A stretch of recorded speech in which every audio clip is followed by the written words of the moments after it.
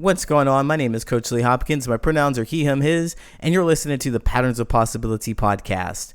This is a podcast dedicated to helping you replace harmful patterns with new possibilities.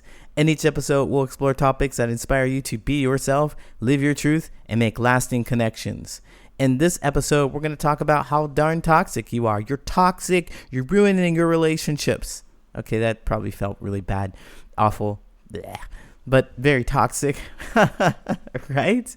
But seriously, if you realize that you are doing things that show you are a toxic person, then let's talk about it. And let's also clean up that definition of toxic, because I think the definition itself and how people express it being toxic is also toxic. I don't want to be confusing, so let's just get started. Are you ready? Let's go.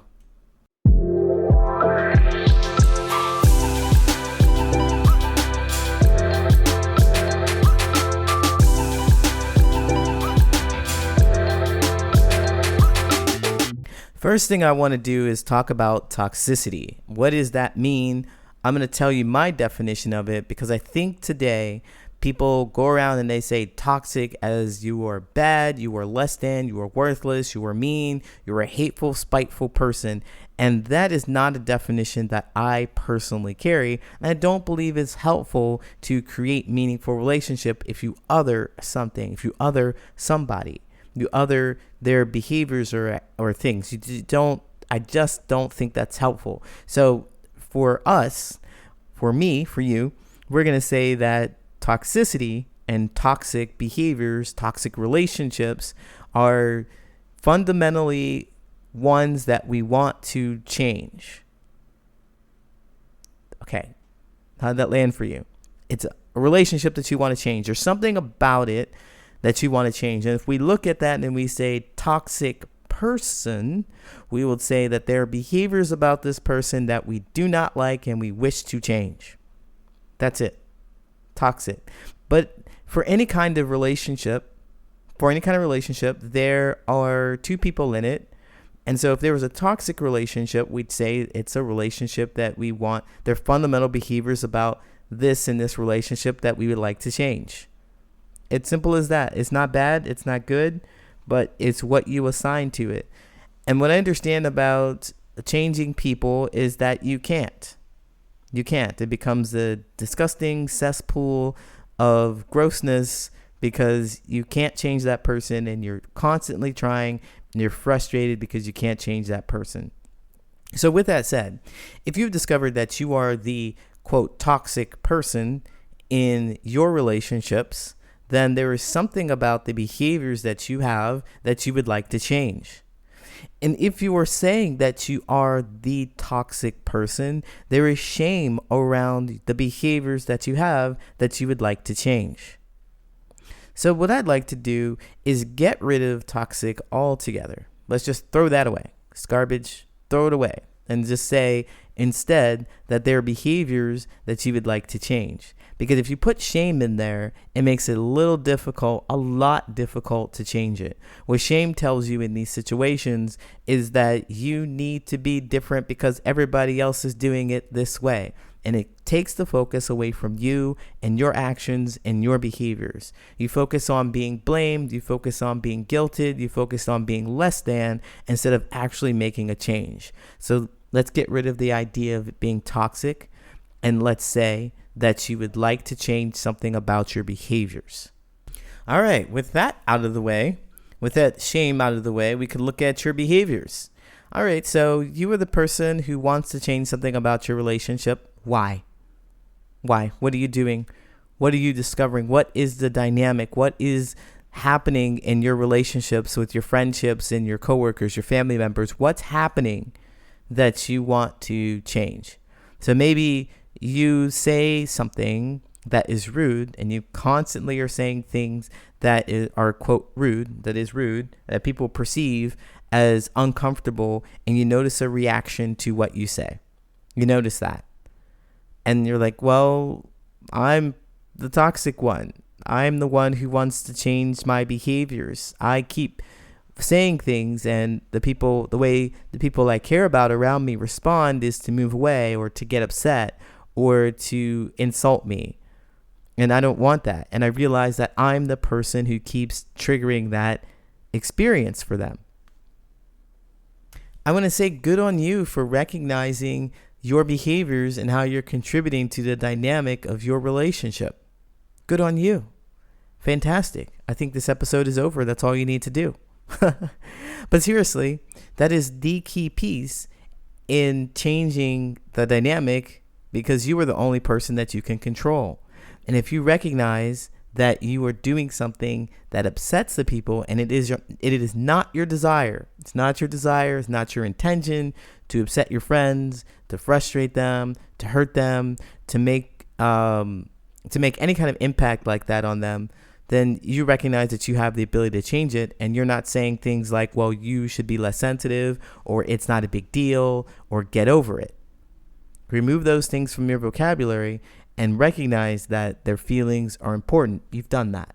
It seems like you've done that because you're recognizing it's you and your behavior. So here's what I want you to do. There's a couple of things, because maybe your behavior isn't super egregious. It's not something that is harmful, but it is something that's playful to you, and it's something that you continue to want to do. So perhaps you want to continue talking about movies in depth. You want to talk about the director. You want to talk about the making of the movie. You want to talk about how the actors were cast. You want to talk about the showrunner. You want to talk about all the things about the movie. And it seems like it takes people down. People are like annoyed by you talking about these things. So as I said, a couple of things you want to do. You want to recognize the behavior and the impact that you have on them. And then you want to go inside of yourself and decide whether or not this is behavior that you actually really do want to change. Like you don't want to do it anymore. Do you want to say things that are frustrating to other people or seem frustrating to other people? Look for that. But also, is this a behavior that you want to change who you share it with? That's the other thing. Is it a behavior that you don't want to do at all, period? Or is it a behavior that you would love to continue doing, like talking about movies and the in-depth of things that are very important and interesting to you, but you don't want to do it with this particular group of people? Notice the difference. Notice the difference. So let's say you sorted out your behaviors and you've decided that, look, this isn't something that I ever want to do anymore, because no matter who I do it with, I get a reaction that I don't like. Now, this is all your work. This is all for you to discover why you do that in the first place. When it shows up, what are you feeling? What happens that triggers you to say those things? It's up to you to continue to pay attention to yourself and catch them and change them to do something else. So instead of saying some snide remark, you say nothing. You capture it in your head. You're like, oh, I could have said something that would have been, frustrating for people here, but I'm not going to do that. It's up to you. Nobody else gets that responsibility but you. So it's up to you to make those change. So what you're going to do is look at those behaviors that you want to change and change them. You really spend some time figuring out why you do it and then change them. I know it sounds simple, because it is. I know it's not easy, though. It's not easy, but it takes practice and work, and you can continue doing it. You will do it if you pay enough attention to it. If you're intentional about it, you can change your behaviors. You can replace it with a new habit. So let's say that now you're in this other scenario in which the things that you say, you continue to want to say those things. I mean, you want to talk about your movies. You want to talk about them in depth. You got to do some more paying attention, of course. Look at who's around you and who likes to talk about those kinds of things. Remember, when we talk about our relationships, it's toxicity or we talk about toxic relationships, we talk about those as in these are attributes to the relationship that we want to change.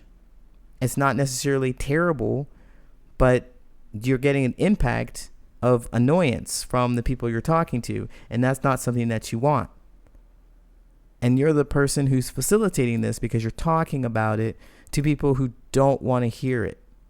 You don't want that reaction. You want something that's more joyful, more fun, more curious, They want to talk to you about it. They want to know more about it. So obviously you want to change that.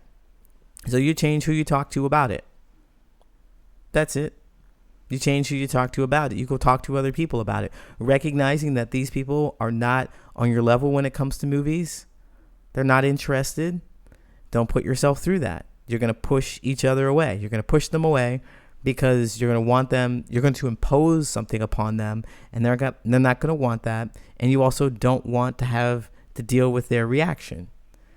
Your friends or the people around you, your associates, they're good for other things too. They're good for other things to talk about.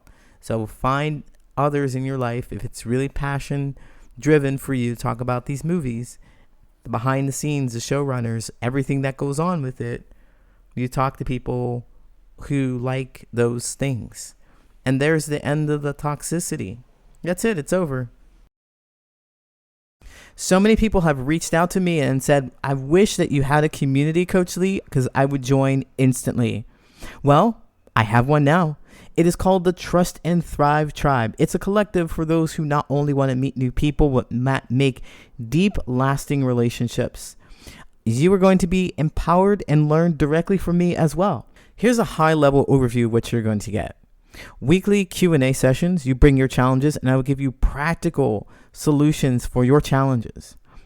Twice a month, we'll have hot seat coaching. That means you can bring your specific challenges, and I will focus on you specifically for the entire duration of the call.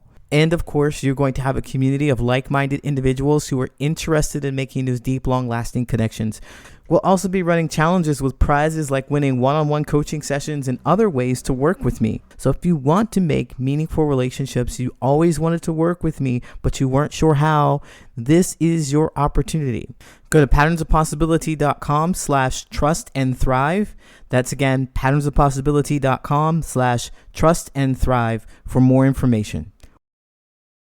Now it's time for your listener letters. If you'd like me to give you actionable steps to create more meaningful relationships with something that's happening with you in your life, you can write me at patternsofpossibility@gmail.com, and I might read it here on the show. A friend stopped talking to me and now wants me back. A few months ago, my friend got a boyfriend and stopped talking to me completely, removed me from viewing her Insta insights or highlights, and now they've broken up and she reached out to me to apologize.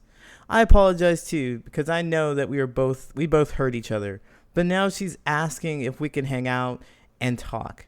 And I told her no, and that we should just move on. But she asked again, and now I'm feeling conflicted. Because on one hand, I'm not just going to let you back into my life where you drop me like I meant nothing. But on the other hand, I miss her so much and I can't help but to wish things were the way they used to be. That being said, I think I want to just move on, but there's a part of me that wants to talk to her because I miss her.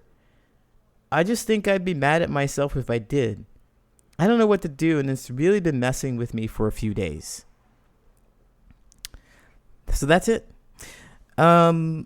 Yeah, this is not a new phenomenon. It happens so much where people just feel like, I've got a boyfriend, I've got a partner, relationship, I'm getting, close, I'm getting romantic needs met, and they're so special to me and they're so important and nothing else matters but them. I just want to be with them all the time. And I am guilty of this too. This is something that I've definitely done in my relationships. I've treated as soon as I got a romantic partner, because it was kind of rare for me. As soon as I got a romantic partner, I was like, oh, baby, you're everything. That was me. It's like, you're everything. Nothing else matters. And of course, the relationship was absolutely terrible. It was terrible. I was not a good partner. I didn't understand my emotions or feelings, and I was reactive. And of course, I attracted somebody who was just the same. All of my relationships look something like that. So, I get it. I get your friend's side of the story where, you're just like, I'm so in love and I just want to, that I understand your friend, but we're not here for your friend. Like a little bit of empathy and understanding, but also I've been on the other side of this too. I'm always on the other side. I have both experiences where I've been dropped or dismissed because someone else has gotten a partner. It's like, oh, that hurts. Or I've been dropped or dismissed for some other reason that wasn't clear to me, and then they come back out and they say, hey, no harm, no foul, right? We all had something good going on before and things didn't work out, and then I want to talk to you. And it leaves you in the spot, right? Like you are right now. It leaves you in the spot where they're like, well, wait a minute. I was so disposable. I knew you before you met that person. And the only reason why you want to talk to me is because you don't have anybody now? Be angry and frustrated about that. Feel so dismissed and belittled. Hey, I'm a person too. I have real feelings. I'm important. You used to hang out with me all the time. You used to call, text, and now you disappear and you want to come back? I would feel like a placeholder. I feel like, well, they're just reaching for something. I would look at them and think, well, they're just lonely now. And they don't really want me per se. They don't want me specifically. They just want someone. And I just happen to be someone they used to have a history with, or they had a history with. And now they were like, well, I know this person. The devil I do know is better than the devil I don't. Maybe that's not a good way to put your relationships. But the person I do know, I can just reconnect with them instead of cutting my losses and finding somebody else. Because if I really did value them, if they really did value you, if they really wanted you in their life constantly, they would have kept you there. But as soon as something better came along, they would trade you. And I found that, that was true for me. I would trade people like that. And I was afraid to go find new people. And so what I would say is that the behavior is likely to continue. So the person who wrote this, the behavior is likely to continue. So you connect with this old friend and you try to rekindle the relationship. And as soon as they see something that's better than you, quote unquote, better than you, somebody who excites them a little more, something that's new and shiny, they're going to drop you. And I would think that, knowing that or feeling that is what frustrates you or what scares you, makes you a bit conflicted about returning to this relationship, because it could happen again. But that's not a deterrent. That doesn't have to be a deterrent. I have this video where I talk about the 3 things to ask before connecting with an old friend, because it's really important that you understand what this relationship is going to look like. What do you really want from it? You're not just looking for the past. That's really key. So I'm going to share these 3 things with you right now. The first one is, what do you want? That's the question to ask yourself. What do you want? What do you want from this relationship? And it's not just to see how things are, how they're doing now. It's more than that. You have to be really more intentional with that. So the second question is to double down on this. It's, what do you really want? What do you really want from them? You want apology? You want understanding? You want acceptance? You want to apologize? You want forgiveness? What do you really want to happen in this relationship?